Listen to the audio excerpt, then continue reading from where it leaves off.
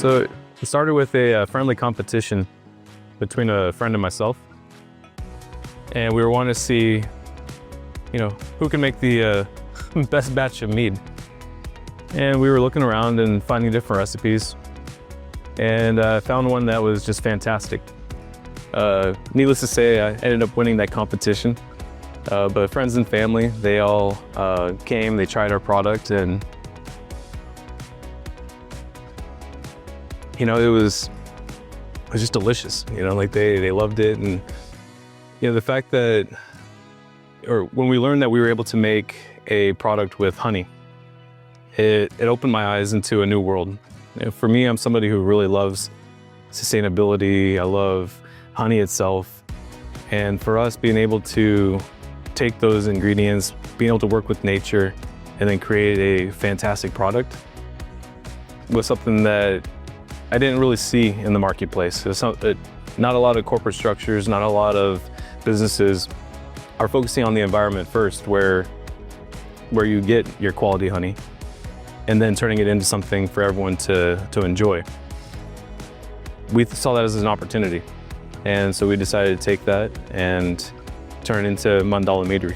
One of the reasons why we chose the Kashmiri acacia is because, one, it was delicate, it was light, it was delicious, but also we wanted to represent India in the best way possible. In my opinion, I've been to many states in India, and as many as I've gone to, the one that took my breath away the most was Kashmir. Kashmir is just an incredible location, beautiful people, and the scenery itself was just pure, it was raw. And when we sampled the honey from there, we knew instantly that this was something that we could work with. Well, for us, since this is our first batch, it's taken about 3 years to get to this point. There's lots of learning lessons, lots of fun involved, finding the right honey, finding the right resources, which honestly was the best part. We got a chance to travel, and there's so many different honeys that I can't even name them all. But ultimately, for making the product itself, it takes us about 2 months. Gathering the supplies, putting everything together, putting it through fermentation, making sure that all the practices are sterile and clean. And then ultimately, we let it condition, let it rest. If we wanted to, we could age it a little bit longer. But I think with this particular honey, because of how delicate and bright it is, having it young is going to be the best example of what we can create.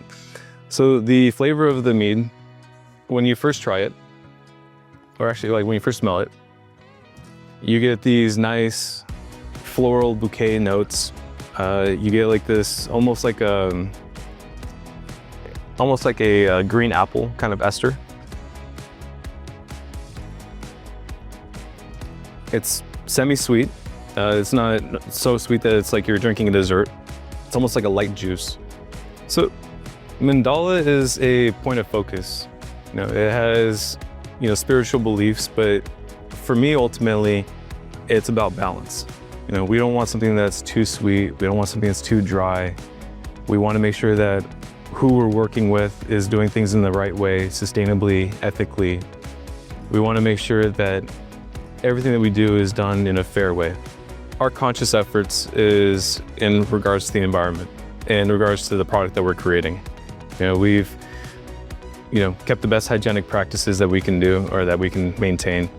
We've ensured that the people that we work with are reliable, that they ethically source their materials, that they are in support of the environment. Mead is a delicious beverage. It's so unique that you can make it with any honey, you can make it with any fruits, any spices. You can make it you can cater it to almost anybody's palate. So the next thing for us is, as we grow and scale, is to have our own bees, to help other beekeepers with getting their own bees. We're looking forward to the day that we're able to open up our farm and have a place where people can actually come and not only experience a beat-a-bottle experience, or enjoy a beat-a-bottle experience, but also someplace where they can come and see how a company can be truly sustainable and support the environment. So the process of making Mandala Meadery's first bottle of the Kashmiri acacia blossom is, I first started with going to as many states in India as possible to find good quality honey. When I stumbled across Kashmir, first off, I was just impressed by how beautiful it was when I left the airport. And when I got into like where the farms were and meeting with the beekeepers and sampling the different harvests that they have already collected, I remember that I had tried one that was from the acacia tree, and it instantly blew me away. Like I tried it, it was so light and delicate and floral, and had these nice like light citrus notes. And for me, like as a mead maker, when I tried that honey, like I instantly knew like this was the honey that we wanted to use. So after we had sampled it, I returned back home to Pune, which is in the center of India.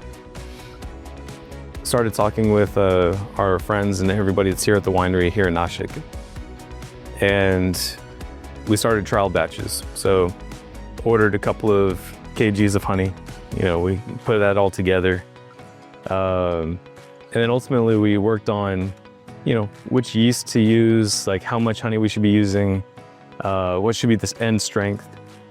And for me, I'm somebody who cares more about the flavor profile than the alcohol content. So for me, like with having a lesser alcohol content, but a better quality flavor is what I prefer. And so that's what we went with. We after many trials, we found what the right recipe was gonna be. And then we ordered a couple thousand tons of honey, put it all together, mixed it in a sterile environment with inside the winery. Now that we're kind of at the end of our first production, what we've been working on is, because this is a handcrafted beverage, you know, we had all of the guys in there filling up these bottles, putting the corks in by hand, putting the labels on by hand. And right now we're waiting on the date for when we can get the shipment sent to the port. And then we can actually put Nashik in India on the map as where you want to be for the mead tasting scene. The biggest doubt that people gave me was, why should I start a company in a different country? You know, for me, like I'm an American, but I'm operating here in India. And for me, I saw opportunity. I saw that there was beautiful landscapes, beautiful people, opportunities were abundant. And ultimately, our philosophy is a global philosophy. It's not, you know, it's not something that's just one country. So though people were cautioning me to be like, hey, like, you know, just stay in the US, like just do business here. I personally love to travel. You know, like I love meeting new people. I love the opportunity to see and explore new things. Patience has been my biggest challenge. I learned that I needed to not work as busy as a bee. I had to work more like how wine is made, or like how mead is made. It's a slow process, you know. Slowly you add different ingredients. You add your heart and soul, your honey, if you will, into the vat.